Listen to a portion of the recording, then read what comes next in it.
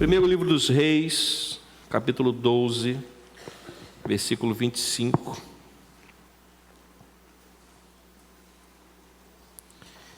Primeiro livro dos Reis, capítulo 12, versículo 25. A palavra do Senhor diz assim: Jeroboão edificou Siquém, na região montanhosa de Efraim, e passou a residir ali. Dali edificou Penuel.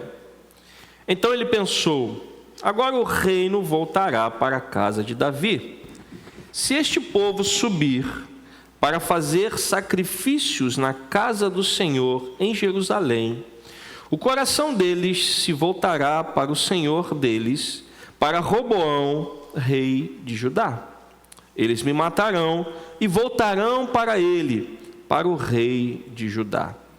Por isso, depois de se aconselhar, o rei fez 2 bezerros de ouro e disse ao povo: basta de subir a Jerusalém. Eis aqui os seus deuses, ó Israel, que tiraram vocês da terra do Egito. Pôs um em Betel e o outro em Dan.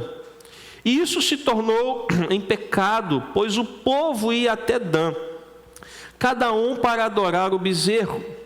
Jeroboão fez também santuários nos lugares altos, e dentre o povo constituiu sacerdotes que não eram dos filhos de Levi.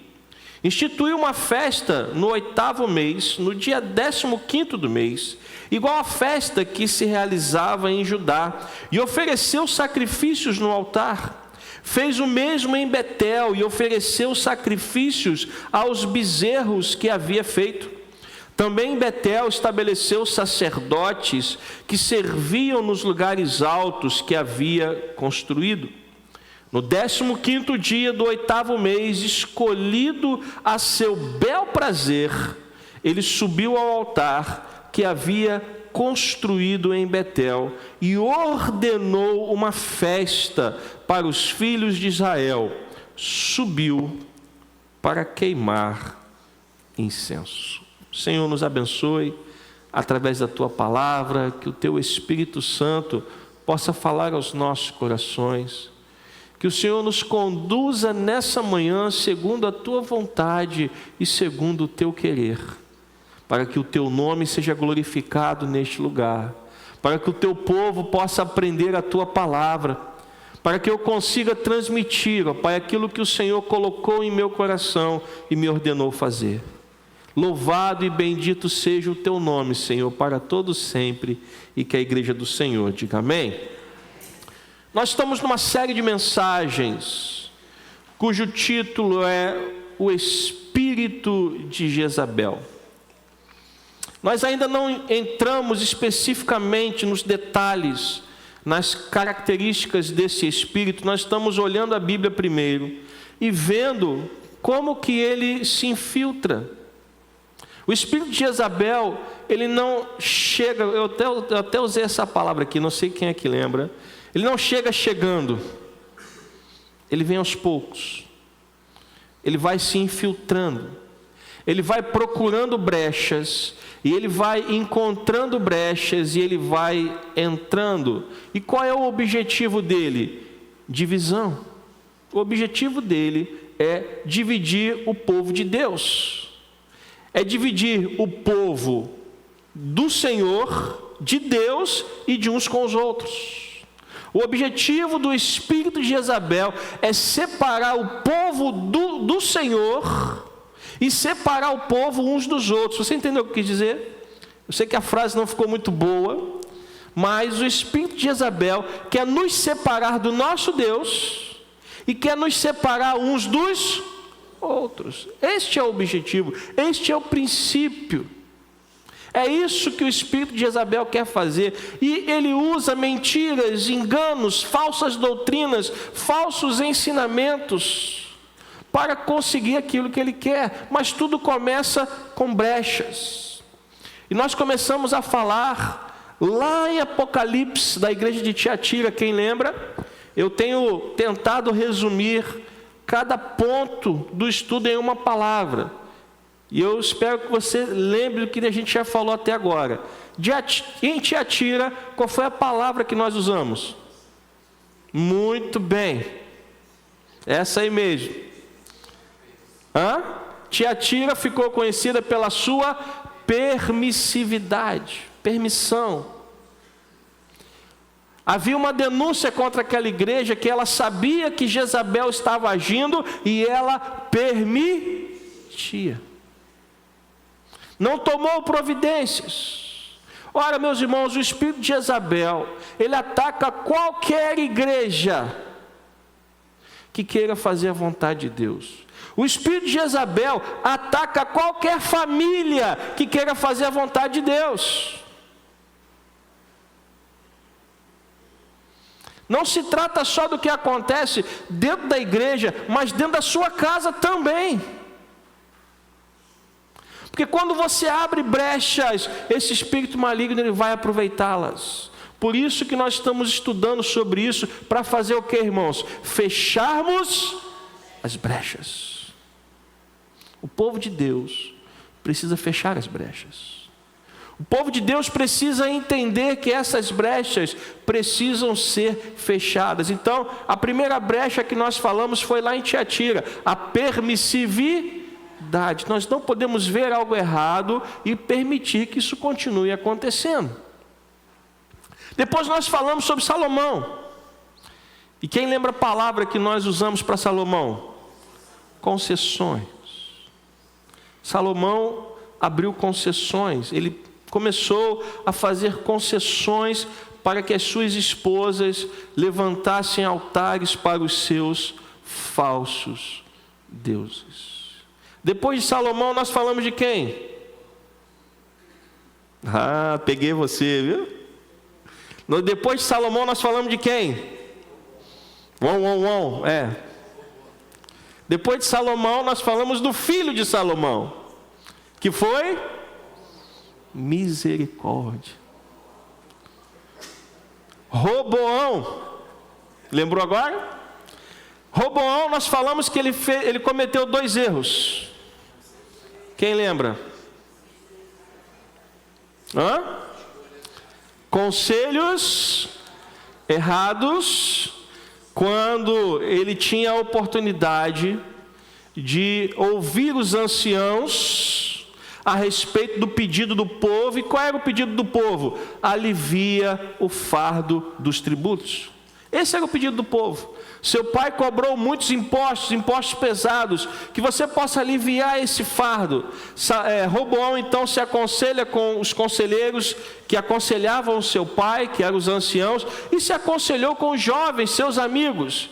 E Roboão buscou conselhos errados, buscou conselhos entre os jovens que não tinham experiência. E o que aconteceu? O reino foi dividido. Depois nós vimos que Roboão tomou decisões erradas. E quais foram as decisões erradas que Roboão tomou?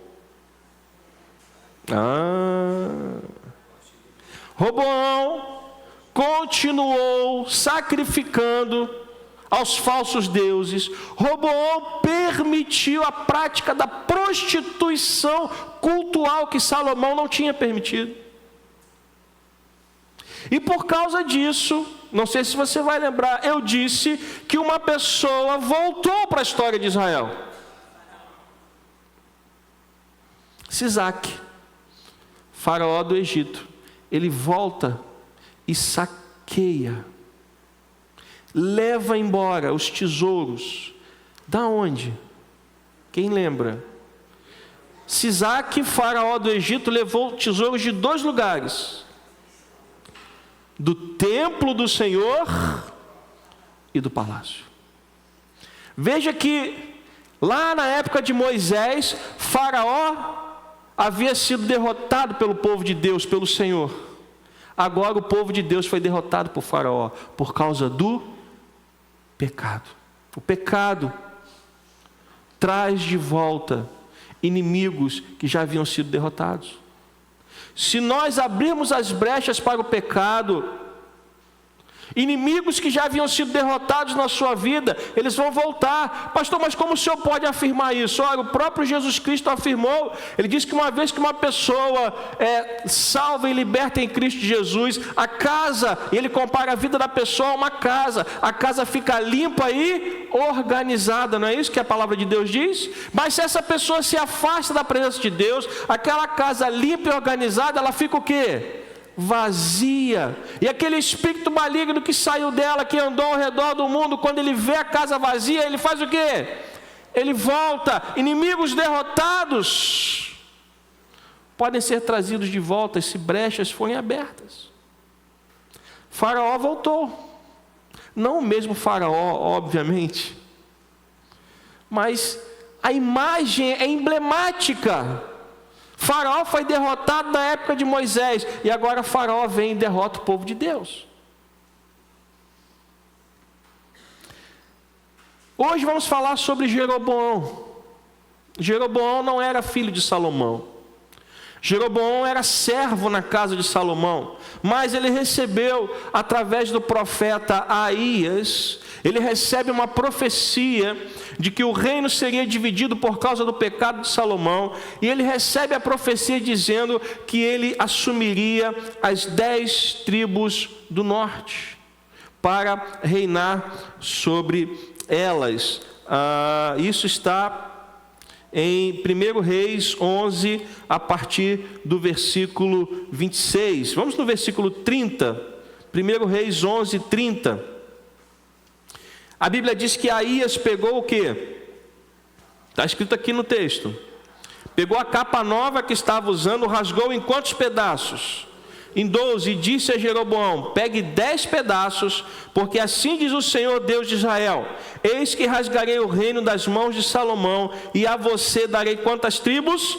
10. Porém, ele terá uma tribo por amor a Davi, meu servo, e por amor a Jerusalém. E ele continua falando. Aí no versículo 37... o profeta Aías, depois de falar sobre o amor de Deus a Davi, sobre a misericórdia de Deus por causa da promessa que havia feito a Davi, pai de Salomão, no versículo 37 a conversa volta para Jeroboão. Então o profeta Aías fala para Jeroboão: quanto a você, eu o tomarei e você reinará sobre o quê? Sobre tudo o que desejar a sua alma, e você será o quê? Rei sobre Israel. Então preste atenção, versículo 37 diz: o profeta Aías disse a Jeroboão que ele reinaria sobre Israel, e ele reinaria sobre tudo que ele desejasse. Isso é uma promessa abençoada? Sim. Já pensou você ouvir isso de Deus? Eu estou fazendo uma promessa a você, que você vai ser colocado numa posição de autoridade, você vai ser colocado na posição de rei, e você vai desejar sobre tudo aquilo que você quiser. Isto é ou não é uma palavra de bênção? Se não é, eu não sei o que é. É uma palavra de bênção.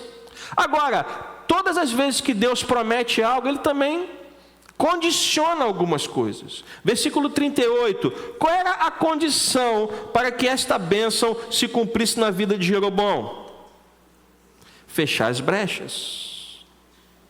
Se você ouvir, você entende que a promessa ela vem seguida de uma exigência da parte de Deus? Sabe por quê que promessas da parte de Deus vêm seguidas de exigência? O nome disso é aliança. Uma aliança, ela envolve deveres e direitos. Deus promete abençoar, mas Deus também pede que o seu povo lhe obedeça. Você pode dizer amém?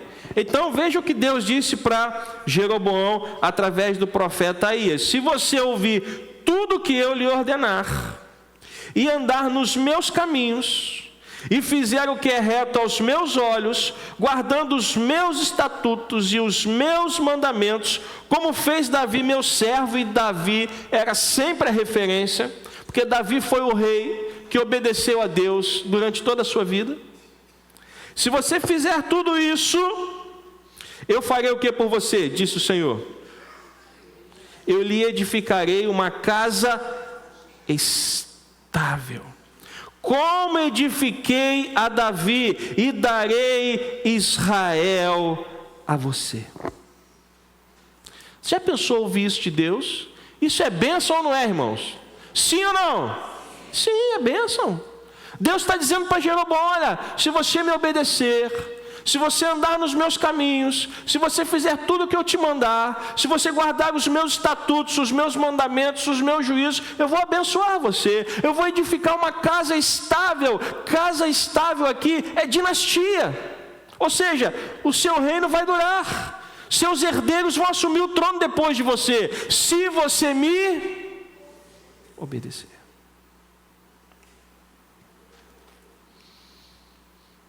Como eu disse, o espírito de Jezabel procura o quê?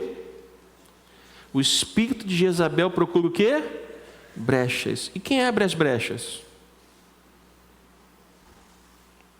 É duro responder essa pergunta, né? Mas sabe quem abre as brechas? Nós mesmos. Havia uma promessa para Jeroboão? Sim ou não? Qual era a promessa para Jeroboão? Eu vou abençoar você. Eu vou edificar uma casa estável para você, como eu edifiquei para Davi. Mas tem uma condição: você precisa me ouvir, você precisa me obedecer, você precisa cumprir os meus mandamentos, os meus estatutos e os meus juízos. Amém? Foi isso que Jeroboão fez? Sim ou não? Foi o texto que nós lemos. Capítulo 12, versículo 25. Havia uma promessa: eu vou edificar uma casa estável para você, assim como edifiquei para Davi. Se você me ouvir, se você me obedecer, se você guardar os meus mandamentos, se você guardar os meus estatutos, se você guardar os meus juízos, eu vou abençoar você.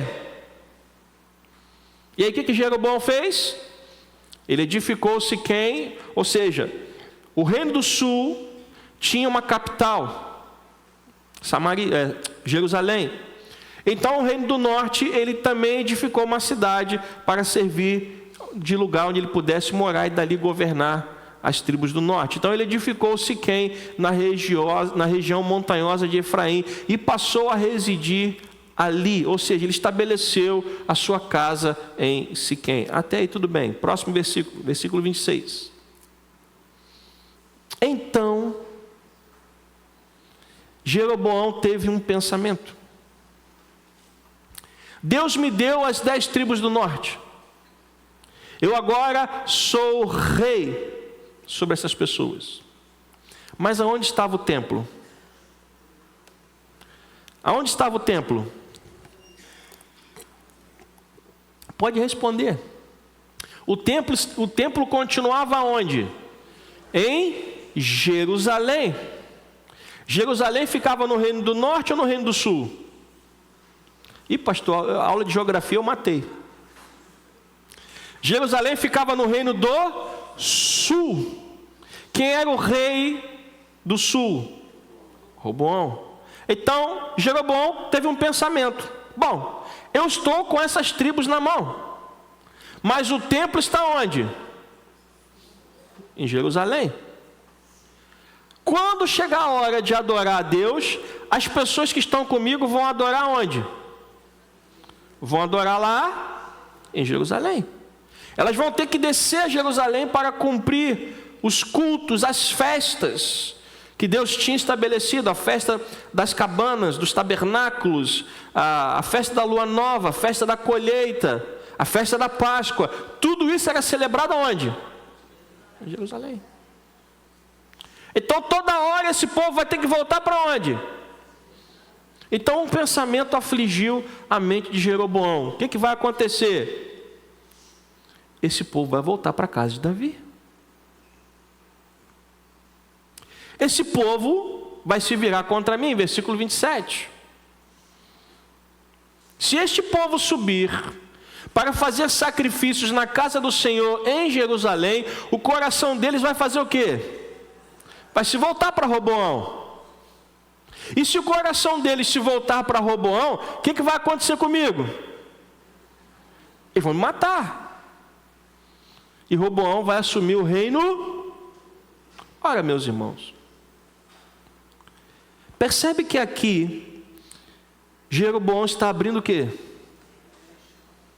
Havia uma promessa da parte de quem?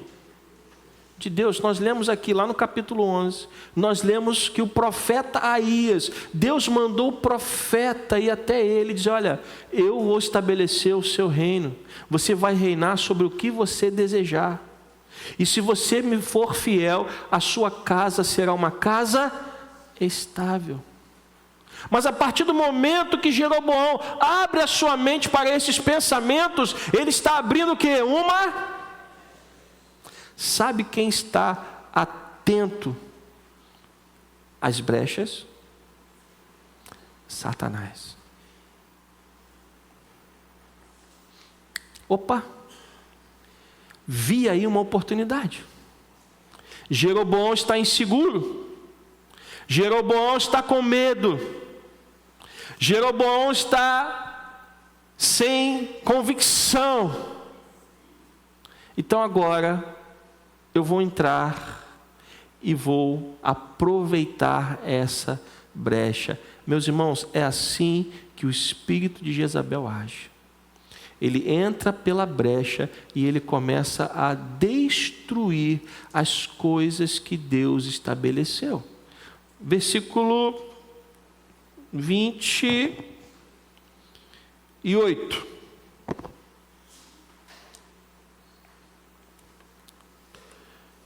Depois de se aconselhar, olha o que Jeroboão faz.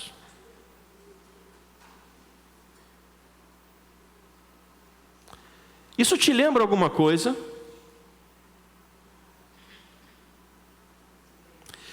Jeroboão mandou fazer quantos bezerros de ouro? 2. E o que ele disse para o povo? Basta de subir para Jerusalém. Aqui estão os seus deuses, ó Israel, que tiraram vocês. Isso te lembra alguma coisa?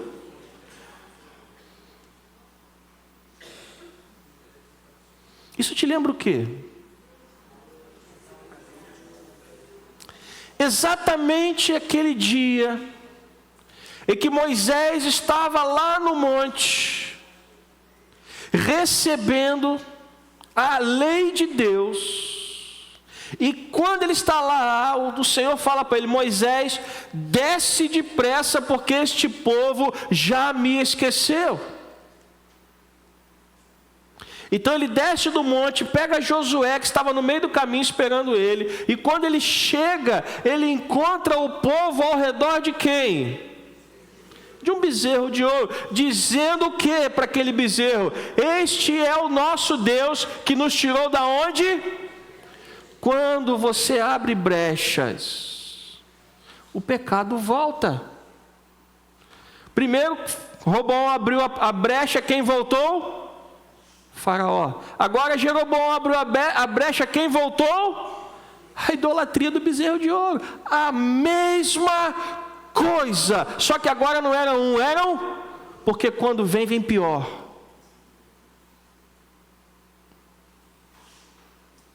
Por isso que Jesus Cristo diz que aquele que coloca a mão no arado e olha para onde? Para trás, não é digno do reino de Deus, porque o que passou, as coisas velhas ficaram para trás, não para frente. Então o povo de Deus tem que olhar para onde? Para frente, não para trás. Enquanto eles insistiam em olhar para trás, o pecado os visitava novamente.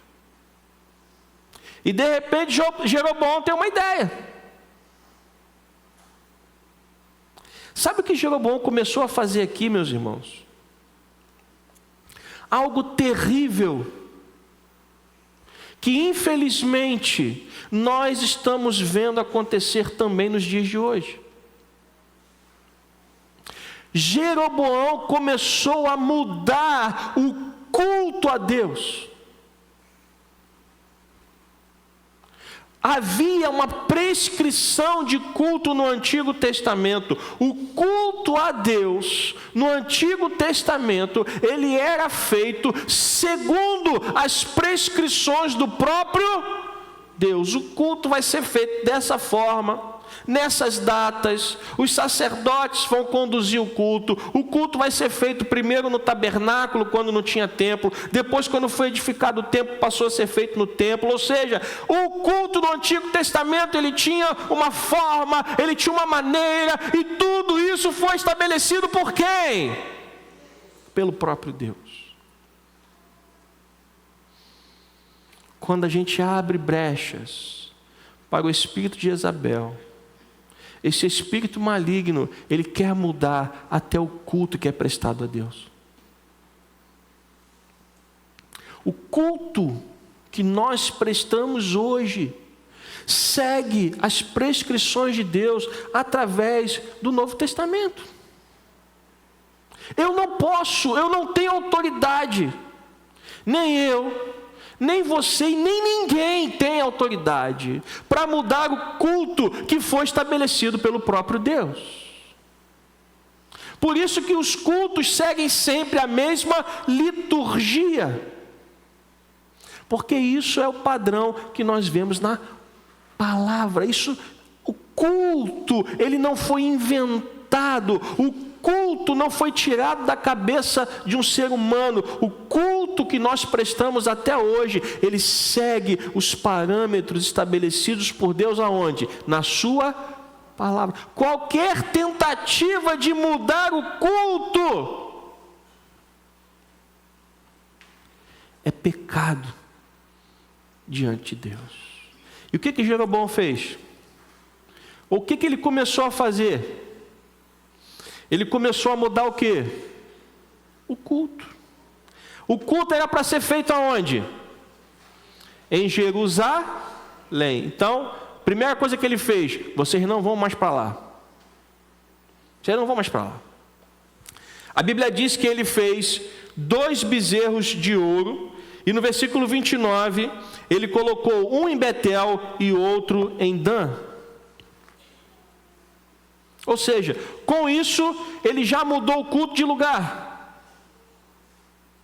Agora o culto, gente, não vai ser mais em Jerusalém, não. Agora o culto vai ser em Betel e em Dan. Segunda coisa, o culto não vai ser mais ao Deus de Israel. O culto vai ser aos bezerros de ouro que nós construímos. Então, versículo 28. Vamos seguir a ordem certa. Primeiro ele faz 2 bezerros e ele muda o Deus que o povo iria cultuar. Depois ele muda o local onde o povo iria cultuar. Você percebe que quando esse espírito maligno ele acha uma brecha, ele vai destruindo tudo aquilo que Deus mandou fazer. É por isso que nós precisamos ficar atentos, irmãos, porque se em algum momento alguém, ou alguma pessoa, alguma instituição, ou alguma igreja, ou seja lá o que for, tentar levar você a prestar um outro culto a Deus, você precisa estar alerta para não cair nessa esparrela. As coisas que Deus estabeleceu, Ele não muda, porque Ele é o mesmo ontem, hoje e sempre. Então a primeira coisa que Jeroboão fez: eu vou mudar o Deus a quem nós servimos. Não é mais o Deus que é prestado culto lá em Jerusalém, agora nós vamos ter outros deuses. Foi a primeira coisa que ele mudou. A segunda coisa que ele mudou foi o local. Não vamos mais a Jerusalém. Agora vocês vão em Betel, em Dan, vai ter um bezerro em cada lugar desse, e vocês vão adorá-los neste lugar. No versículo 30 diz que isto se tornou em quê? Meus irmãos, quando você quer mudar as coisas que Deus estabeleceu, o nome disso é pecado. Eu não posso mudar as coisas que Deus estabeleceu. Eu não posso mudar o culto que Deus estabeleceu. Eu não posso mudar a adoração que o Senhor determinou que seja feita. Isso não é obra minha, isso é obra de Deus. O culto que nós prestamos aqui, ele é movido por Deus e ele é feito para Deus. Você pode dizer amém? Mas Jeroboão quis mudar.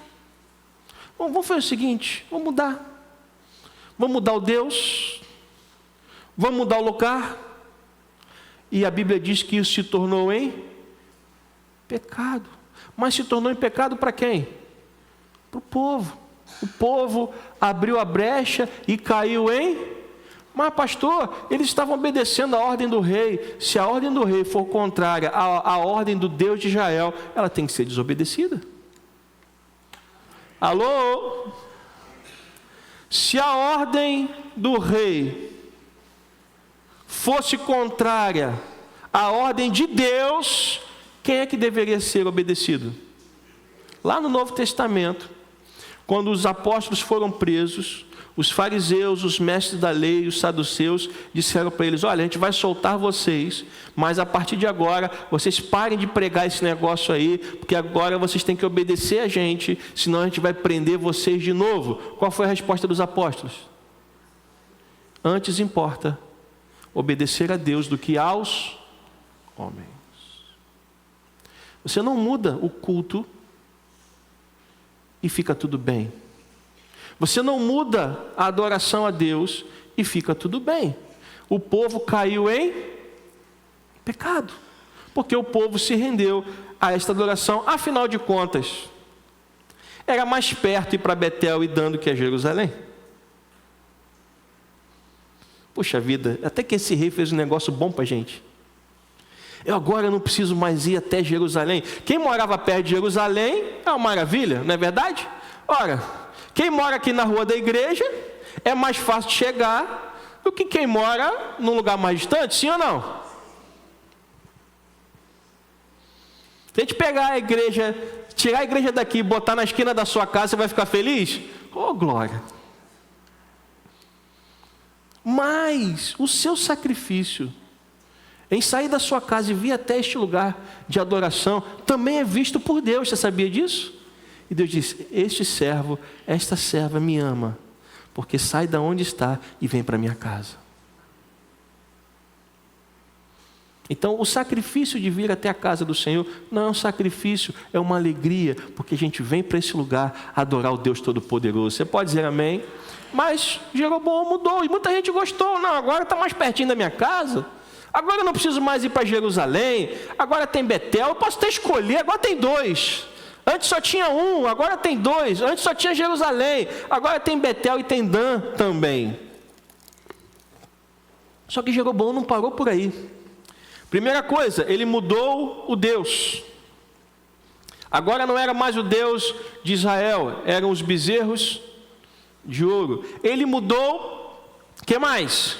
O lugar do culto. Antes era Jerusalém, agora é Betel e Dan. E ele segue fazendo mais atrocidades. Jeroboão, versículo 31, fez também o quê? Oh meu Deus! Santuários. Meus irmãos, já havia um santuário, já havia um templo, mas eu tenho que mudar, senão o povo vai para lá, e eu não quero que o povo fique lá, porque se o povo ficar lá, o povo vai me abandonar. Havia uma promessa, e Jeroboão literalmente ignorou as palavras de Deus. E sabe o que acontece quando eu, você, ou qualquer pessoa ignora a palavra de Deus? Pecado vem.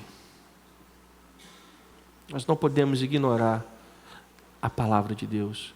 Então Jeroboão trocou os deuses, Jeroboão trocou o lugar, Jeroboão fez santuários nos lugares altos e parou por aí. Ele fez mais. Ele constituiu o quê? Pode voltar no versículo que estava. Ele constituiu o quê? Sacerdotes que não eram da onde? Outra coisa errada. Desde Moisés, só havia uma tribo que podia ser escolhida para ser o quê? Sacerdote. Qual era a tribo? Levi. Aí o que Jeroboão faz? Bom, eu já mudei os deuses, já criei novos deuses, já mudei o local do culto, já construí um santuário, agora eu preciso de quê? Se eu tenho tudo isso, eu preciso de quem para fazer culto? Dos sacerdotes. Provavelmente os sacerdotes de Levi disseram o que para ele? Não, está errado, Jeroboão. Você é rei, mas está errado. Ah, é? Vocês não querem trabalhar não? Então tá bom. Aí ele sai pelo povo catando quem quiser ser sacerdote. Você quer ser sacerdote? Mas eu não sou da tribo de Levi. Não, comigo isso não é problema não. Pode vir. Quer ser sacerdote? Vem. Eu vou te nomear sacerdote. Quem era ele para nomear sacerdotes? A Bíblia diz que um abismo chama outro abismo. E o pecado dele só foi o quê? Aumentando. Você troca o Deus, você troca o lugar, você constrói santuários e você agora começa a ordenar sacerdotes. Meus irmãos, isso é um prato feito para o espírito de Jezabel.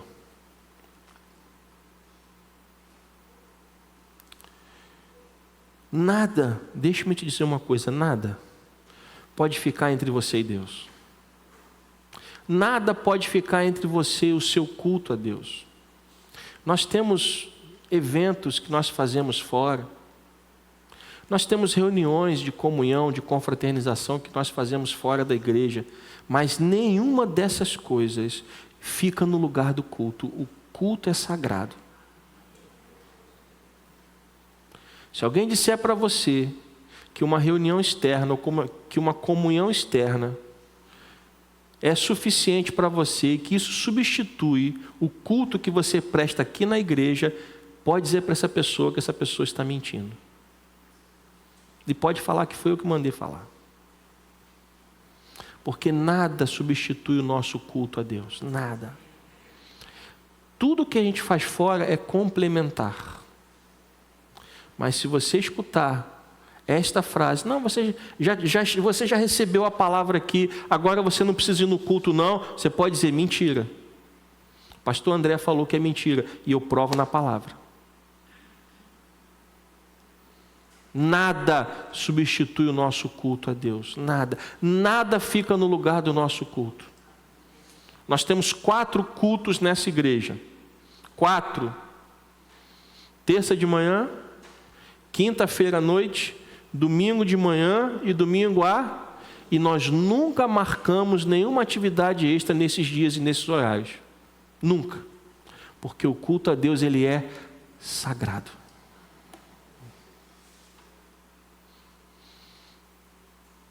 E se eu pudesse, estaria aqui em todos eles.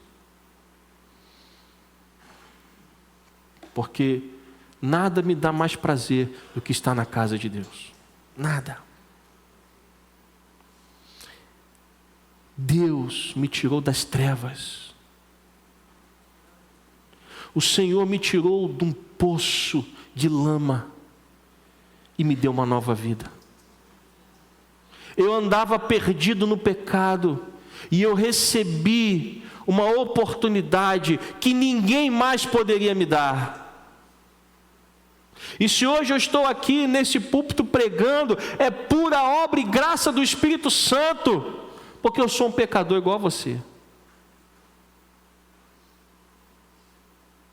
Por isso nada pode substituir o nosso culto a esse Deus tão santo e tão maravilhoso. E foi o que Jeroboão tentou fazer. Troca o Deus, troca o lugar, troca o santuário, troca os sacerdotes e vamos fazer um culto novo. Vamos fazer algo novo. Meus irmãos, não existe nada novo numa palavra que foi escrita há 2000 anos. Qual é a novidade que existe na Bíblia? Me diga. Esta palavra, este cânon sagrado, ele está fechado há 2000 anos. Qual é a novidade que existe aqui? A novidade que existe é para aqueles que não conhecem. Por isso a Bíblia chama de boas novas da salvação. Mas para quem já é cristão, isso aqui não traz nenhuma novidade. Isso aqui nos lembra a quem nós devemos adorar e como nós devemos adorá-lo. Você pode dar uma glória a Deus por isso? Então a palavra de Deus, ela tem que ser seguida ao pé da letra. Não é do jeito que eu quero. Jeroboão teve o pensamento: eu vou mudar as coisas. Por quê? Porque eu quero. Eu não mudo o culto, porque o culto foi estabelecido por quem? Por Deus. E para piorar, versículo 32.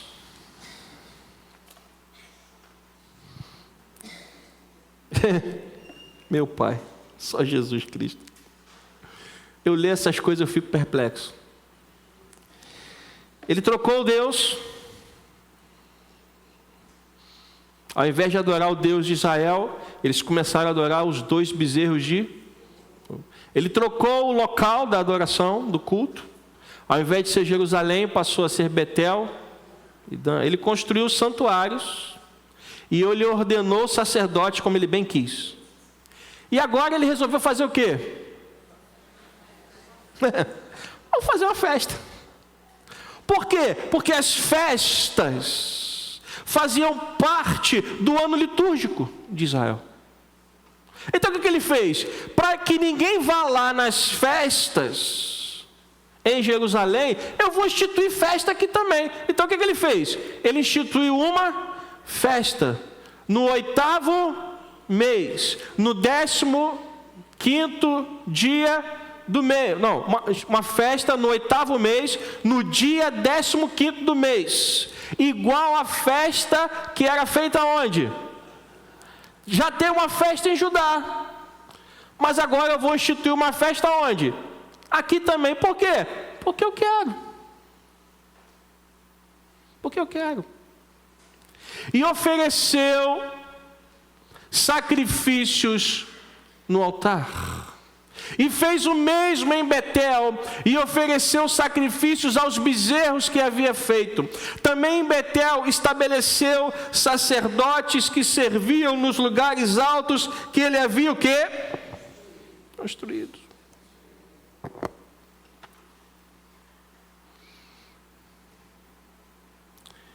Vamos fazer uma festa. Mas Jeroboão, já tem uma festa que faz parte do calendário lá em Judá. Pois bem, aquela festa é de Judá. Agora nós vamos ter a nossa própria festa.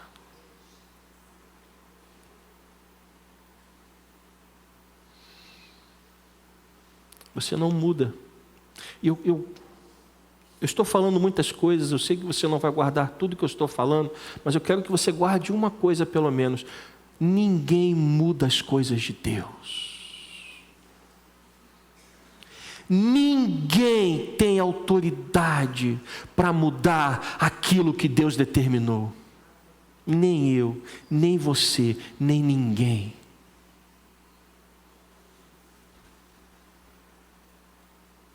Minha família sabe que eu falo muito essa frase para eles.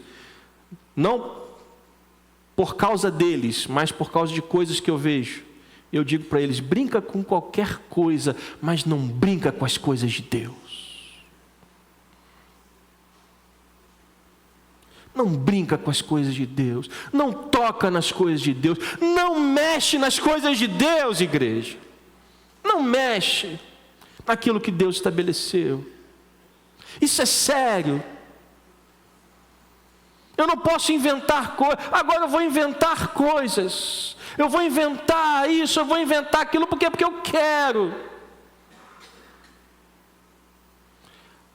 O reino de Deus não se trata do que eu quero.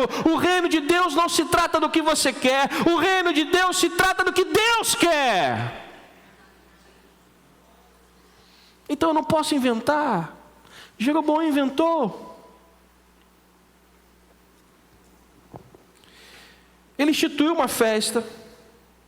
Ele fez o mesmo em Betel. Ele estabeleceu sacerdotes também em Betel. Versículo 33. no 15º dia do 8º mês, escolhido como?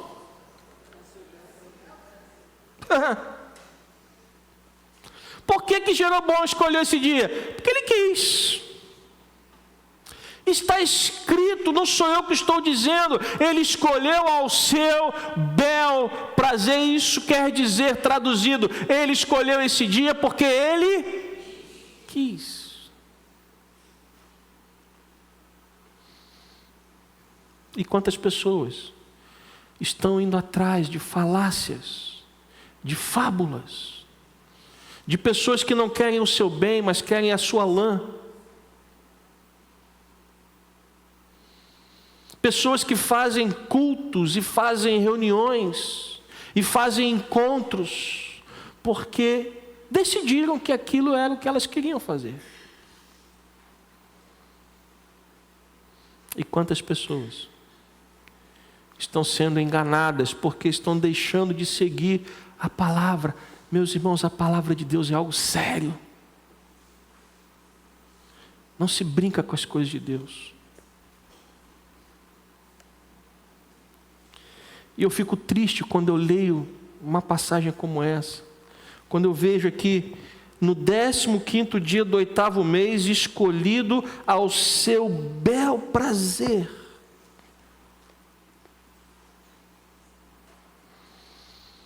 As coisas de Deus são muito sérias, minha gente.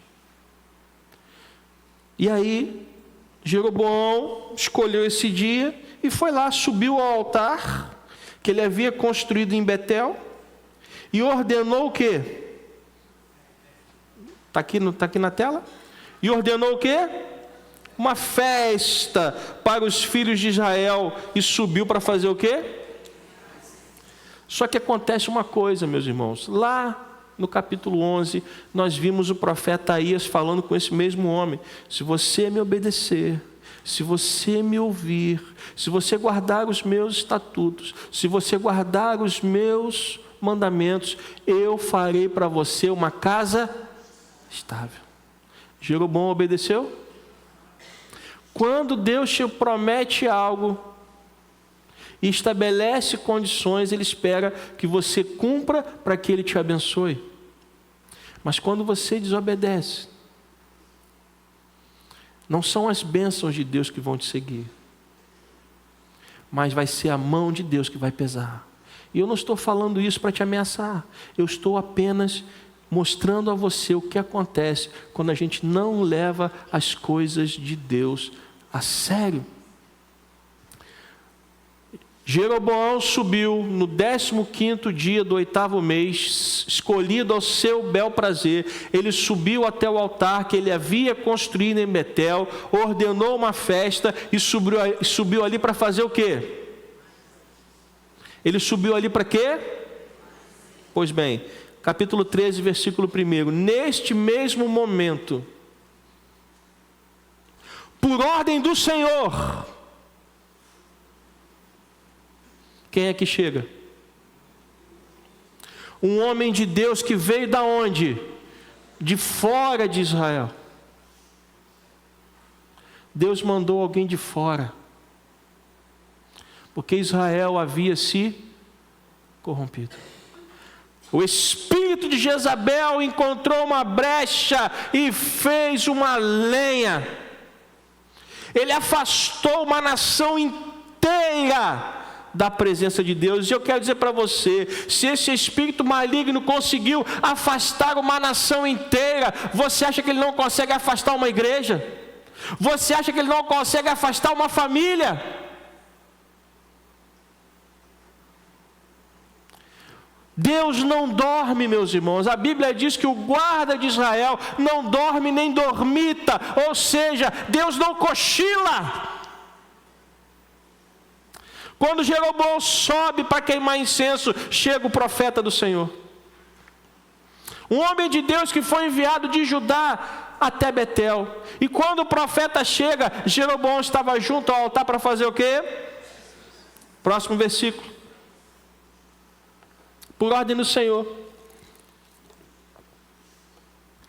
Por ordem do Senhor. O profeta fez o quê? clamou contra o altar. Clamou contra que altar? Não o altar que Deus havia mandado construir, mas o altar que Jeroboão construiu para os bezerros de ouro, e ali estava levando o povo à idolatria. O profeta não estava clamando contra o altar de Deus, o profeta estava clamando contra o altar da idolatria. E qualquer coisa que você coloque na frente de Deus é objeto da sua idolatria. Qualquer coisa, qualquer pessoa que esteja na sua vida ocupando o lugar do seu Deus, está virando o objeto da sua idolatria. Seu marido, sua esposa, seus filhos, seja lá quem for, seu carro, sua casa, seu trabalho, sua poupança, seu dinheiro, seus amigos, seja o que for. Se isso está ocupando o lugar de Deus na sua vida, está virando objeto da sua idolatria. E Deus mandou o profeta clamar contra aquele altar idólatra. E o que foi que o profeta disse? Está escrito aqui. Altar, altar, assim diz o Senhor, eis que um filho nascerá à casa de Davi, cujo nome será Josias. Em cima de você ele sacrificará os sacerdotes dos lugares altos que queimam incenso em cima de você. Ossos humanos serão queimados em cima de você. O mesmo Jeroboão que ouviu de Deus, eu estou com você, agora ele está ouvindo o quê? Eu vou levantar alguém da casa de Davi que vai matar você. Ou seja, Deus tinha prometido a Jeroboão o quê? Bênçãos, mas pediu que Jeroboão fosse o quê? Obediente. Agora, por causa da sua desobediência, do seu pecado, Deus manda um outro profeta, não mais o profeta Aías, mas um outro homem de Deus, dizer para ele assim: agora, já que você não foi obediente, Deus está trazendo juízo contra você. E disse mais. Versículo 3, naquele mesmo dia o profeta deu um sinal dizendo: este é o sinal que foi o Senhor quem falou, eis que o altar se fenderá e as cinzas que estão sobre ele se espalharão. Quando o rei ouviu as palavras que o homem de Deus proferiu contra o altar de Betel, Jeroboão estendeu a mão sobre o altar dizendo: prendam este homem. Sabe o que aconteceu? Está escrito aqui, ó. Quando Jeroboão estende a mão sobre o altar dizendo: prendam este homem, a mão dele aconteceu o quê? Secou. Lembra do homem da mão ressequida? Que não tinha movimento nas mãos, a mão de Jeroboão ressecou. E a Bíblia diz que ele já não podia recolher, ele esticou a mão para mandar prender o homem de Deus, e a mão dele ficou dura em cima daquele altar idólatra. Versículo 5, o altar se fendeu e as cinzas se espalharam pelo chão, conforme o sinal que o homem de Deus tinha dado por ordem do Senhor. Então o rei disse ao homem de Deus: implore o favor do Senhor seu Deus. Olha que Jeroboão agora diz que já não era mais o Deus dele. Implore o favor do Senhor, seu Deus. Estou no versículo 6.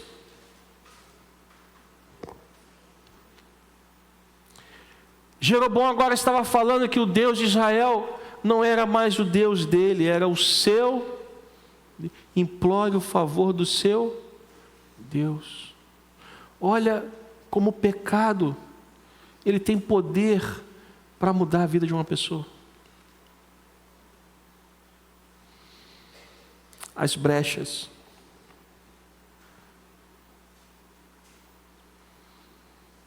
Elas abrem acesso a Satanás. E Satanás não perde tempo. Satanás é um inimigo astuto e implacável. O homem de Deus implorou o favor do Senhor e a mão do rei se recolheu e ficou como antes. Quando Jeroboão tentou mudar o culto, o homem de Deus foi enviado. Disse que aquela promessa que havia sido feita agora não seria mais honrada, porque Jeroboão desonrou a parte dele. E o altar idólatra ele foi quebrado. E as cinzas foram jogadas aonde? No chão. Jeroboão estende a mão, manda prender o homem, a mão dele fica seca. Ele implora para que o homem de Deus ore por ele. O homem de Deus ora e a mão dele volta ao...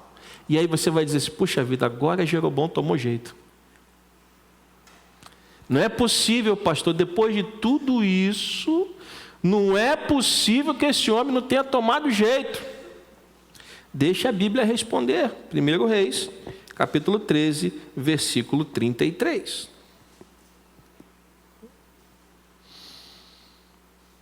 Depois dessas coisas, Jeroboão ainda persistiu em seu mau caminho e continuou a constituir pessoas tiradas do meio do povo, como sacerdotes para os lugares altos. A quem o desejasse, ele consagrava para sacerdote dos lugares altos. Isso se tornou em pecado a casa de Jeroboão, para destruí-la e extingui-la da face da terra. Há pessoas que, mesmo recebendo a misericórdia de Deus, não mudam seu rumo. E é triste, meus irmãos, porque eu não posso tomar decisões no seu lugar. Eu fui enviado para pregar a palavra. Eu fui enviado para trazer as orientações e exortações do nosso Deus para esta igreja. Mas eu não posso decidir como você vai viver a sua vida. Se Tiatira era uma igreja permissiva, se Salomão fez concessões, se Roboão optou, escolheu os conselhos errados e tomou decisões erradas, Jeroboão tentou mudar o culto a Deus.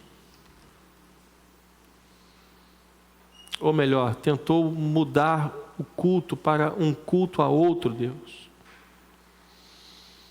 E mesmo recebendo a misericórdia de Deus, ele insistiu em não mudar. Eu não posso decidir por você. Eu não posso dizer para você, faça isso ou faça aquilo. Eu não posso. Eu não tenho esse direito, nem essa autoridade. O que eu posso fazer é pregar a palavra. É mostrar a você como as coisas funcionam no reino de Deus.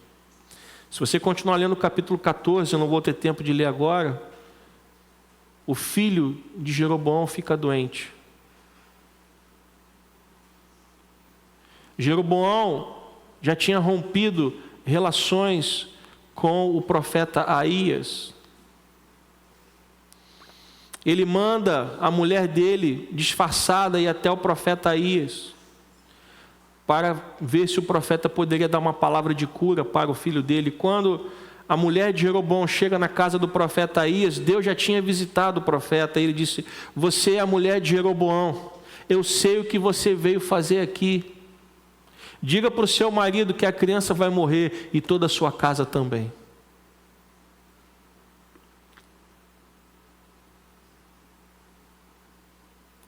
Quando a gente não leva Deus a sério,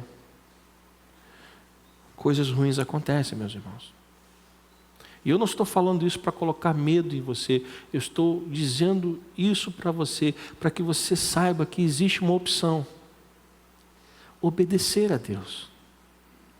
Não é obedecer o pastor, é obedecer a palavra, é obedecer as coisas que Deus estabeleceu. Quando a gente prega aqui, a gente não está trazendo mandamentos humanos, a gente não está trazendo aqui coisas que os homens estão mandando fazer, nós estamos trazendo a palavra. E se você for fiel a Deus, se o seu culto a Deus for verdadeiro e for de acordo com o que Ele estabeleceu, as bênçãos de Deus vão te acompanhar. Você pode dizer amém? Isso é fato. Deus disse para Jeroboão que ele seria abençoado, bastava que ele fizesse o quê? Obedecesse. Mas ele preferiu tomar um outro rumo, tomar um outro caminho, abriu brechas, e o espírito de Jezabel desviou não somente ele, mas desviou toda a nação. Nós vamos, pela misericórdia de Deus, se Deus assim permitir, semana que vem, nós vamos começar a falar de Acabe e Jezabel, e esse foi o auge de todo o mal que começou com as concessões de Salomão. Veja que uma brechinha aberta por Salomão, ela teve um impacto tão grande na nação, porque Salomão era simplesmente nada mais, nada menos que o rei. Então, pelo fato da autoridade que ele exercia, a brecha que foi aberta nele, impactou toda uma nação. O reino foi dividido, os dois reis pecaram e o juízo veio sobre os dois. Mas tudo começou com o quê? Uma pequena brecha. Então, pastor, o que a gente tem que fazer? Fechar as brechas. Pastor, às vezes é chato. E eu sou mesmo. Eu sei que eu sou chato, gente. Saiba de uma coisa: se você acha que eu sou chato, eu tenho total consciência disso. Eu tenho total consciência e eu vou ser chato até o dia que eu morrer. Pode ter certeza que depois que eu morrer eu não vou ser mais chato. Mas até lá eu vou continuar dizendo para você: ore, leia a Bíblia, jejue. São as únicas maneiras pelas quais você vai fechar essas brechas. São as únicas maneiras.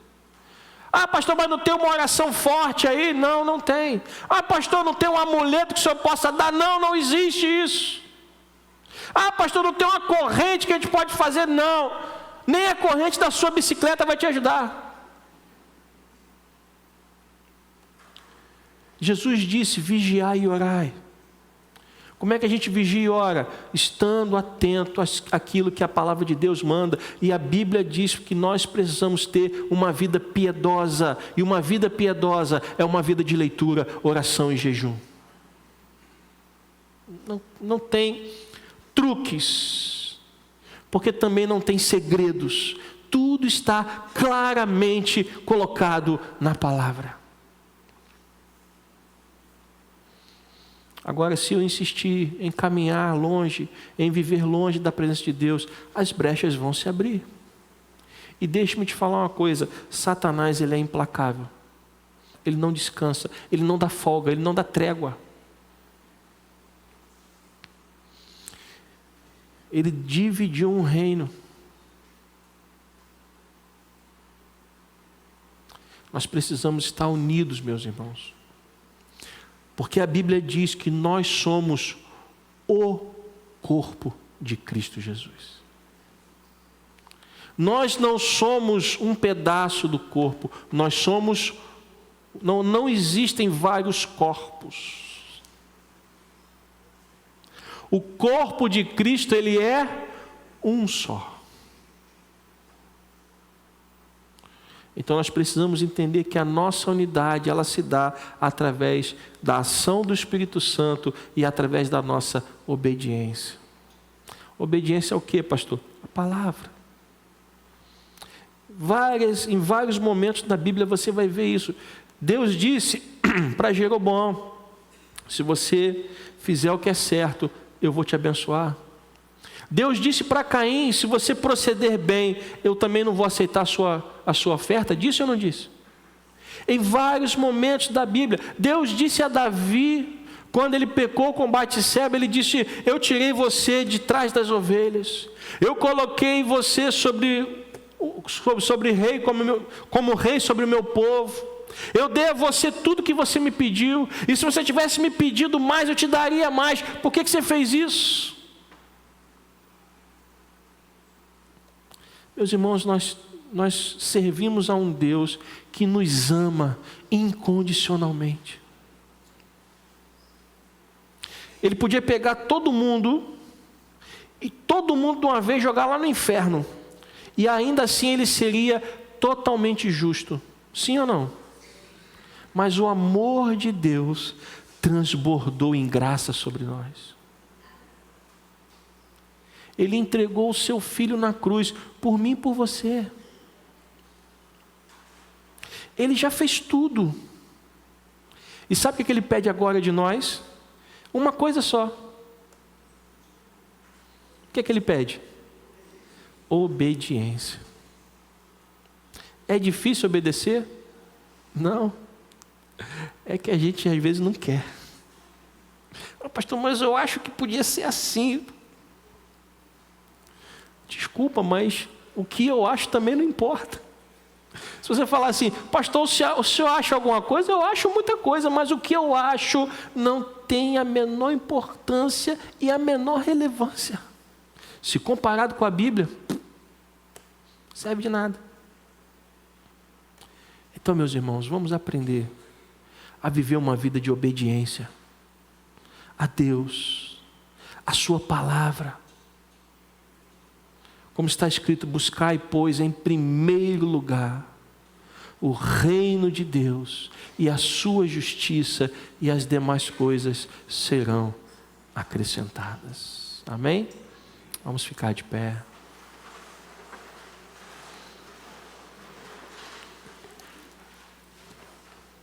Eu quero orar por você. Chamar os diáconos aqui à frente. Ao final do culto nós vamos estar orando, ungindo com óleo. Mas antes eu quero orar por você. Você que ouviu essa palavra. Você que está cocheando entre dois caminhos. Você que entendeu que não está 100% com a sua vida nas mãos do Senhor. Eu não vou chamar você aqui à frente não, porque eu sei que muita gente não vem por vergonha. Mas eu quero pedir que todos fiquem de olhos fechados agora. Eu quero pedir que você coloque a mão no seu coração e eu vou orar com você. Você que tem vacilado em algumas coisas, você que tem sentido a sua fé vacilante, você que tem sentido que ora você obedece, ora você desobedece, ora você consegue, ora você não consegue, você que não tem tido estabilidade na presença de Deus, coloque a mão no seu coração. Nós queremos orar por você nessa manhã. Pai querido, esta palavra, antes de ferir, a igreja feriu o meu coração, Senhor. Mas eu também sou pecador, ó Pai, e eu também te peço perdão pelos meus pecados.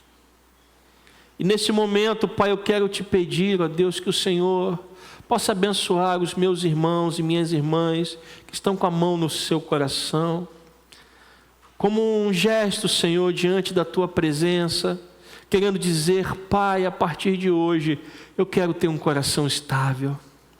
A partir de hoje, eu quero ter um coração obediente.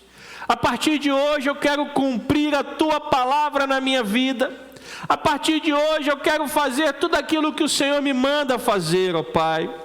E eu quero te pedir, ó Pai, que a partir de hoje, as brechas sejam fechadas, ó Pai, em nome de Jesus. Se porventura houverem brechas, Senhor, na vida de alguma pessoa, eu te peço que essas brechas sejam fechadas hoje, ó Pai, em nome do Senhor Jesus. para que o nosso inimigo, Senhor, não venha encontrar vantagem, para que o nosso inimigo, Senhor, não venha encontrar essa brecha, para que esta brecha suma, desapareça e não seja mais encontrada, ó Pai, para que haja um coração firme, um coração íntegro, um coração puro, um coração sincero diante da Tua presença, ó Pai. Abençoa o Teu povo, Deus. Que esta palavra continue falando aos nossos corações.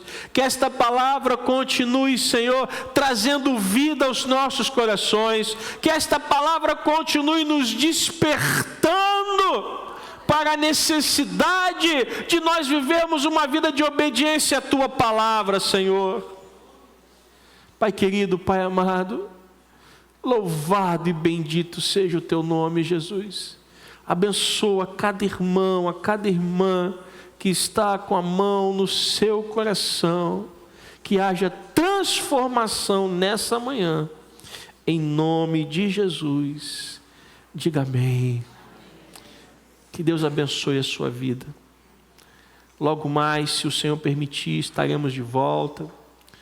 À noite, às 18 horas, nós estamos falando sobre os resultados de uma vida cheia do Espírito Santo.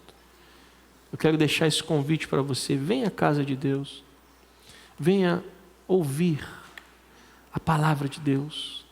Ver o que acontece na vida de uma pessoa cheia do Espírito Santo, de acordo com a palavra do Senhor. Amém? Nós vamos orar agora, encerrar o culto. E ao final do culto, os diáconos, homens de Deus, estão aqui com óleo ungido. Se você estiver enfermo, nós queremos orar, ungir você, porque nós cremos que o nosso Deus faz milagres. Amém? Pai querido, Pai amado, obrigado por este culto. Obrigado por esta manhã, Senhor, tão abençoada.